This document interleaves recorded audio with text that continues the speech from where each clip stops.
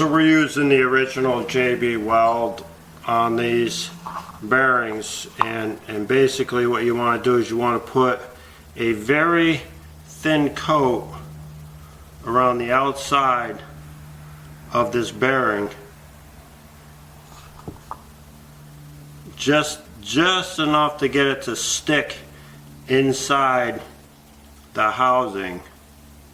So you just take this off like this, extremely thin coat. So you put it on like this, then you come around and you just scrape it down just to make sure it's just a very slight amount of JB Weld on here, so it'll press inside the housing and it'll give it the ability to bind to that housing.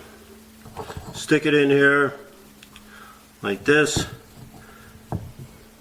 line it up, and then my other one I was able to press in by hand. This one here, I press this one in by hand too. If it doesn't want to go in by hand, because sometimes if these go in on a slight angle or something, they get kind of hung up. So you take your socket, whichever one you want to use, the 1 1/4 or this 36 Tektron, and put it on here and just tap it in with a hammer.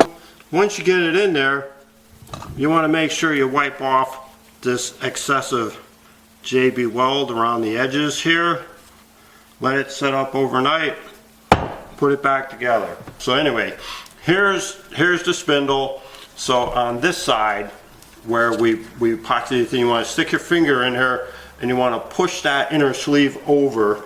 As you can see, I don't know if you can see that or not, but you push that inner sleeve over enough so when you put your 1/2 inch socket in over here, it touches that inner sleeve that you shift it over with your finger. If you can't shift it over enough for it to catch with your finger, you can always just stick a screwdriver in there or something and you can shift it over.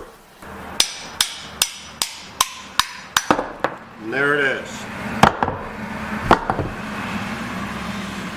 Alright, so we have all our stuff here. Here's the socket. If you want, you can put an extension in there to give yourself a little more space. Here's a reducer. You could put this in here, give yourself a little more space too, for when you're tapping this out.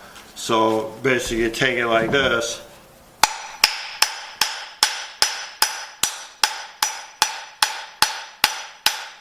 and there it is. Bearings out. There's your JB Weld on there.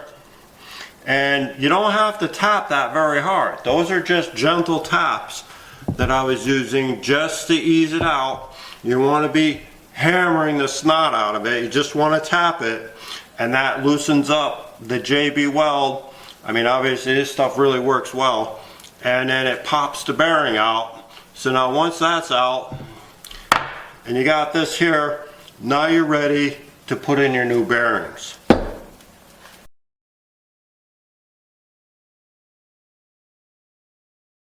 If you plan on reusing the bearings, you want to use this side against the bearing, because it'll protect the bearing from being destroyed. Now you're not going to have as much space, and that's where you can take a socket and the socket can go inside of here, and that'll give you a little extra length, and then you can put an extension on this, and then you won't have to worry about smashing your spindle while you're doing it. Now if you don't have large sockets to do all this stuff, you could get 1/2 inch washers. 1/2 inch washers are about the same size as the 1 1/8" socket, and you could stack these up for extra strength, and then you could use smaller sockets. You could use 3/4, 5/8, 9/16, whatever you have available to you to get these bearings out of the spindles. You have options.